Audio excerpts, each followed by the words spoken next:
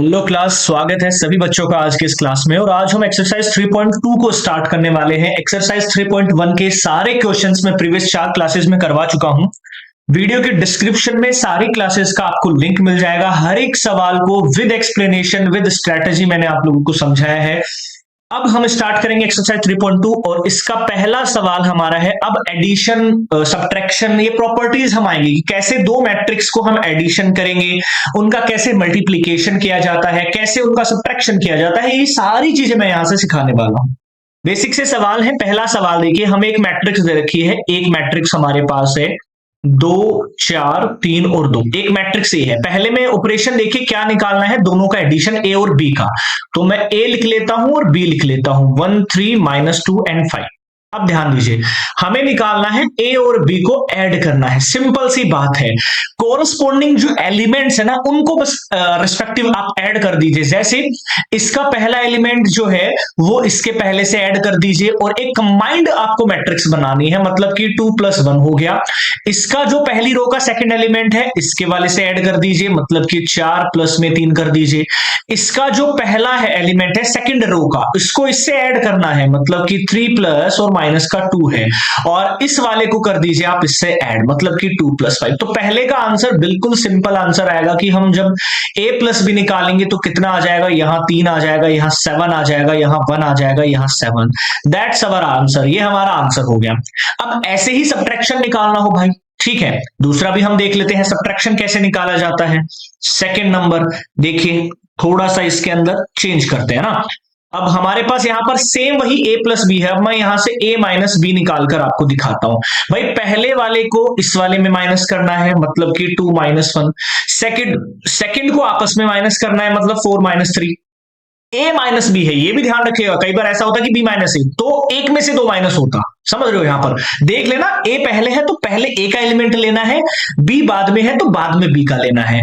ऐसे ही 3 माइनस कर देंगे 2, यानी कि 3 माइनस में माइनस का 2। ऐसे ही 2 - 5। इसमें साइन का बहुत ख्याल रखना होता है, अगर थोड़ा सा साइन चेंज हो गया तो आपका आंसर गलत हो जाएगा। अब यहां से देखिए, 2 में से 1 गया भाई, बचेगा 1। 4 में से 3 गया, बचेगा 1। और 3 ये है। अब ये माइनस है और माइनस है, माइनस माइनस होता है प्लस, यानी कि ओवरऑल ये हमारे पास आएगा 3 + 2 यानी कि 5। और यहां से हमारे पास आएगा माइनस का 3। तो that's our answer for subtraction.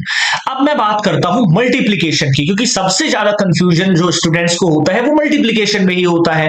तो आई होप यहां तक सभी को समझ में आ रहा होगा। कमेंट करके भी बता सकते हैं, किसी की अगर कोई क्वेरी रहती है नेक्स्ट क्लास में हम उस क्वेरी को सॉल्व करेंगे। इसको हटा देता हूं मैं। आई होप सभी लोगों ने देखा होगा इसको। अभी मल्टीप्लीकेशन जो सबसे कंफ्यूजिंग है और सबसे इजी भी वही है, ठीक है। कंफ्यूज बहुत बच्चों को कंफ्यूजन रहती है कि सर मल्टीप्लीकेशन हमारा गलत हो जाता है, तो उसको गलत नहीं करेंगे। देखिए, वही हमारे पास क्या निकालना है, a डॉट b, यानी कि इन दोनों का मल्टीप्लीकेशन निकालना है। देखो मैं लिख लेता हूं यहां पर, ये हमारा 2 है, ये 4 है, ये 3 है और ये 2 है।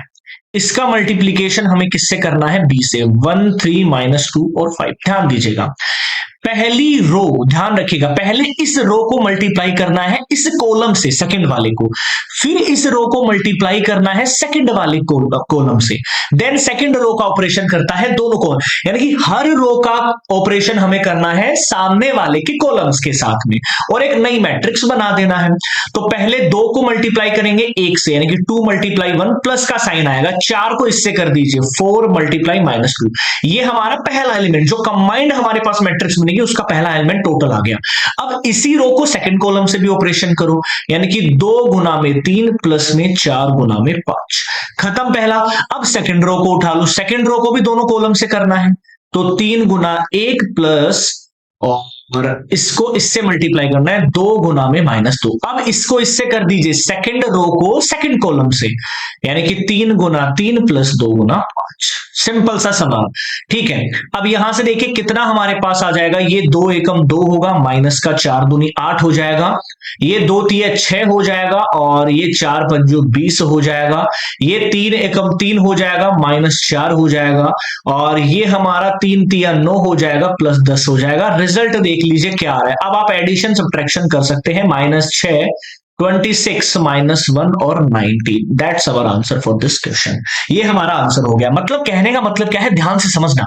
जब भी दो मैट्रिक्स को मल्टीप्लाई करते हैं, जैसे हमने यहां पर क्या किया, इसको मल्टीप्लाई किया है इससे, समझ रहे हो, तो हर रो का ऑपरेशन करना है सेकंड वाले के कॉलम्स के साथ में, और बीच में प्लस का साइन करके आपको नहीं बना देना है, ठीक है।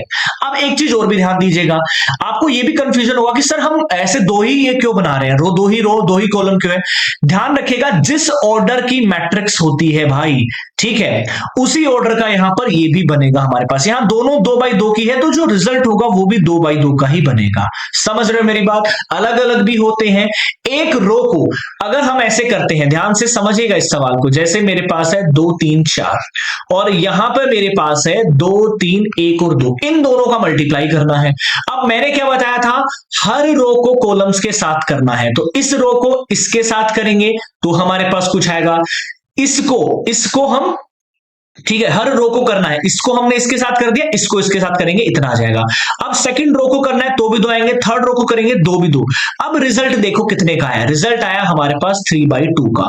यानी कि जितनी रो होती है और जितने कॉलम्स होते हैं वही हमारे पास क्या आएगा, रिजल्ट में आता है। ये भी आपको ध्यान में रखना होता है, ठीक है। उम्मीद करूंगा एडिशन, सब्ट्रैक्शन और मल्टीप्लीकेशन आपको समझ में आया होगा। अब आपको ये जो सवाल है ये आपको स्वयं करना है, खुद से करना है। ये एक सवाल है, ये भी आपको खुद से करना है। कमेंट करके अपने आंसर जरूर बताना। अगर कुछ नहीं समझ में आया इसमें तो आप बता सकते हैं, कमेंट करके दोबारा मैं समझाऊंगा। ये हमारा था एक्सरसाइज 3.2 में पहला सवाल, और ये एग्जाम्स में भी बहुत बार आते हैं। अब सेकंड सवाल को देख लेते हैं भाई साहब, ठीक है। हमारा सेकंड नंबर क्वेश्चन, हमें देखिए मैं एक समझा देता हूं, बाकी आप खुद भी कर सकते हैं। यहां से बीच में देखिए एडिशन का साइन है, तो इसका अगर मुझे आंसर निकालना है ना, एडिशन का साइन है तो रेस्पेक्टिव को ऐड कर दीजिए, यानी कि a+a कर दीजिए और b+ में b कर दीजिए। नीचे हमारे पास क्या है, -b+b कर दीजिए और a+ में a कर दीजिए। रिजल्ट देख लीजिए कितना हमारे पास आ रहा है, ये ट्वाइस ऑफ a आएगा, ट्वाइस ऑफ b आएगा, ये कट जाएगा, 0 आ जाएगा, ट्वाइस ऑफ a। ये हमारा आंसर हो गया इस सवाल के लिए। ऐसे ही इसको करना है, पहले वाले को पहले वाले से ऐड कर दो, इसको इससे ऐड कर दीजिए, इसको इससे ऐड करके कंबाइंड आप निकाल लीजिए जो रिजल्ट आएगा। अब इसमें देखिए ध्यान दीजिएगा, ये वाला थोड़ा सा टेढ़ा सवाल लग रहा होगा। पहले दोनों को जोड़ना है, क्या बनेगा मेरे पास, cos स्क्वायर एक्स प्लस में sin स्क्वायर एक्स बनेगा। अगले दोनों को जोड़ दीजिए, फिर से क्या बनेगा मेरे पास, sin स्क्वायर एक्स प्लस में cos स्क्वायर एक्स।